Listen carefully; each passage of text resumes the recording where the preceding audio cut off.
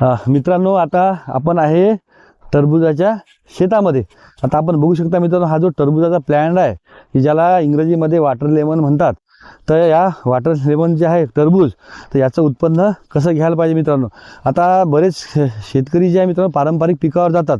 पाण्याची उपलब्धता असल्यावर सुद्धा परंतु थोडा काही करण्याचा नवीन करण्याचा अभाव आणि नवीन टेक्निकल गोष्टीची माहिती कमी असल्यामुळे आपला शेतकरी नेहमी पारंपरिक चना, गहू आणि इतरच पिकामध्ये सोयाबीनमध्ये माणूस अटकून बसतो. यावेळेस मित्रांनो पावसाळा भरपूर झालेला आहे.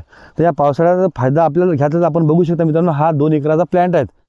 आमचे मित्र, आमचे सहकारी श्री संतोष गुगाने सर, जे की लाख रायजीचे आहेत, त्यांच्या शेतामध्ये आम्ही आलेलो आहे. हा 2 एकराचा टरबुजाचा प्लॅन्ट आहे. आता आपण बघू शकता मित्रांनो, हे जे टरबुजाचे जे पीक आहे, हे फळ आहे, तर जवळपास हे 2-3 किलोचं एक फळ आलेलं आहे. मोठ्या साईजमध्ये हे टरबूज आहे आणि यांनी हे सेंद्रिय पद्धतीने, नैसर्गिक पद्धतीने हे टरबूज पिकवलेलं आहे.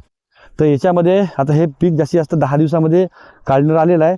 हे जे पीक आहे मित्रांनो, हे जवळपास 3 महिने कालावधीचं पीक आहे. आणि याच्यामध्ये जर आपण चांगली शेती केली तर याचा सर्वात महत्त्वाचा मित्रांनो की ड्रीपचा वापर याच्यामध्ये अतिशय आवश्यक आहे. आणि याचं पाण्याची कमतरता या पिकाला जाणवू नये यासाठी आपल्या शेतामध्ये ड्रीप असणे आवश्यक आहे. त्यानंतर पाण्याचं योग्य नियोजन आणि त्याच्यानंतर आपण जे तुम्ही जे टरबुजाचं वाण जे घेणार आहे तुमच्या प्लॅन्टमध्ये, तर त्याचा योग्य बियाण्याचा वापर, तर जास्तीत जास्त सेंद्रिय खत जर असले याला, तर मित्रांनो हे पीक जास्तीत जास्त कालावधीसाठी तुम्हाला याचा फायदा घेता येतो. आणि याच्यामध्ये बघा, आता या 2 एकराच्या प्लॅन्टमध्ये एवढं पीक असून सुद्धा आतमध्ये आम्हाला कुठंच या शेतामध्ये गवत किंवा तण असं दिसत नाही. मित्रांनो, जर आपण शेती करा, कोणतेही काम करा, पण आपण मित्रांनो त्यात 100% जर प्रामाणिकपणा जर ठेवला तर तिथून आपल्याला फळ निश्चितच मिळतो.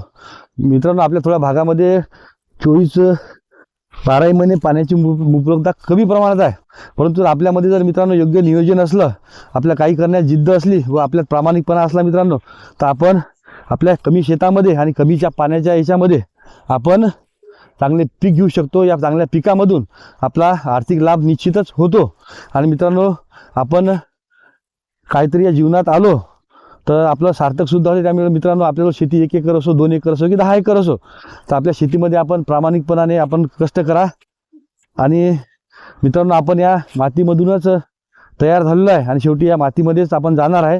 तर हीच भावना मनात ठेवून या मातीसाठी मित्रांनो आपण जर 12 घंटे जर चांगले कष्ट जर केले मित्रांनो, तर ही माती निश्चितच तुम्हाला या मातीतून सोनं तयार करून देते.